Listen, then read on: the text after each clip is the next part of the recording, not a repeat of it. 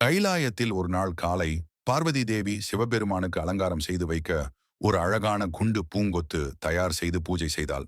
ஆனால் சிவபெருமான் அதை கவனிக்காமல் தியானத்தில் மூழ்கிவிட்டார். அதை பார்த்த பார்வதி தேவி, என்ன சுவாமி இது?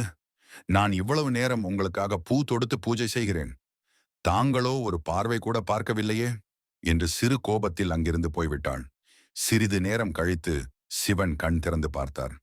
பார்வதி எங்கேயும் இல்லை. அவர் அருகில் இருந்த ஒரு பூவை எடுத்துக்கொண்டு பார்வதியை தேடி சென்றார். பார்வதி கோபத்தில் பின் திரும்பி நின்றிருந்தாள். அவர் அருகே சென்று மெதுவாக சொன்னார், உன் கையாலான ஒரு பூ கூட உலகையே தாங்கி நிற்கும் என் மனசுக்கு சுகம் தரும் பார்வதி என்று. பார்வதி அதை கேட்டதும் கோபமெல்லாம் கரைந்து போய் புன்னகையுடன் சிவனின் தோளில் சாய்ந்தாள். சிவன் சிரித்துக்கொண்டு, கோபம் வேண்டாம் அம்மே, அது உன் அழகை இன்னும் கூட அதிகப்படுத்துகிறது என்றார்.